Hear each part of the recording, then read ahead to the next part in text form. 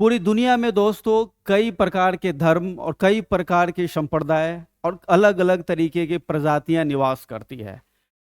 अलग अलग धर्मों के आधार पर इनके जो रिचुअल्स होते हैं वो भी डिफरेंट टाइप्स के होते हैं, अलग अलग प्रकार के होते हैं।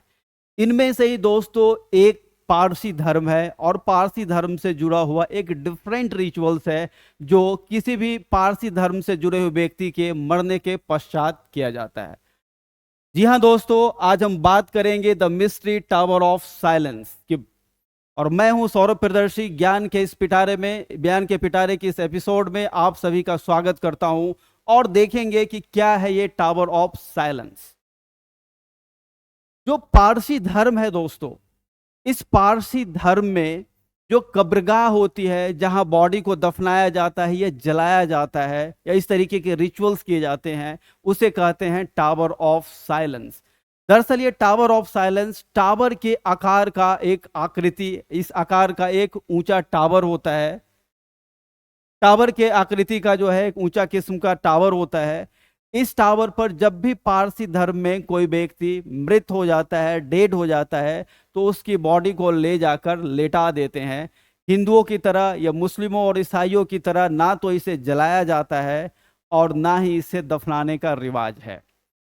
ये डेड बॉडी को इस टावर के ऊपर ले जाकर रख देते हैं, जहां उनके रखने के पश्चात चील, कौवे, गिद्ध या दूसरे अन्य जानवर या पशु पक्षी जो है उसका भक्षण करते हैं, यानी उसे खाते हैं। ऐसा इसलिए किया जाता है कि पारसी धर्म में यह मान्यता है कि इंसान को मरने के बाद भी जो है प्रकृति का कुछ न कुछ उपकार करना चाहिए, प्रकृति के साथ जो है मिलना चाहिए।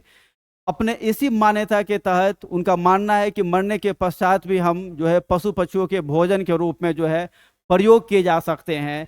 इससे दोहरा फायदा होता है, एक तो पशु पक्षियों को जो है भोजन उपलब्ध हो जाता है और दूसरा प्रदूषण जैसी समस्या जिसे पारसी लोग नासो बोलते हैं उसकी समस्या भी पैदा नहीं होती है। इसके लिए किसी भी डेड बॉडी को, जो पारसी लोग के मरने के पश्चात जो डेड बॉडी होती है, उस डेड बॉडी को इस टावर के ऊपर जो आप देख पा रहे होंगे लेटा दिया जाता है। और इसमें ध्यान रखा जाता है कि जो भारी बॉडी है, वजनी बॉडी है, उसको सबसे ऊपर रखते हैं। उसके नीचे जो महिलाओं की बॉडी को, जो अपेक्षाकृत थोड़ी कम वजनी होती है, उन्हें रखते हैं। और सबसे नीचे जो है फिर बच्चों की इस बॉडी को रखते हैं। पारसी धर्म में इस प्रथा को दखमा के नाम से पुकारा जाता है, इसे दखमा कहा जाता है। और इसके पीछे सिंपल सा जो कॉन्सेप्ट काम करता है वो मरने के पश्चात भी प्रकृति के लिए कुछ उपयोगी काम कर पाना, और साथ ही साथ इनका यह मानना है कि इको फ्रेंडली मेथड है जिससे नासो यानी प्रदूषण की समस्या पैदा नहीं होती है।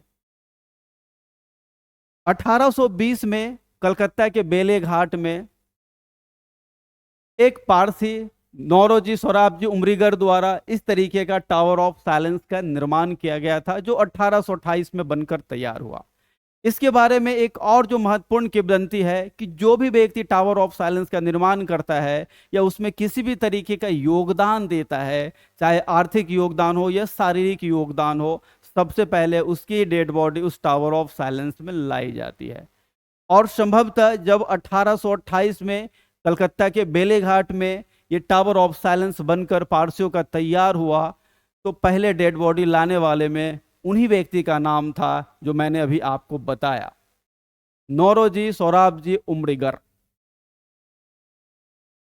इसके निर्माण के पश्चात रंगून, मलाया, इंडोनेशिया जैसे देशों से भी पारसी समुदाय के लोग आकर अपने डेड बॉडी को इस टावर ऑफ साइलेंस में ही डिस्पोज ऑफ करते हैं।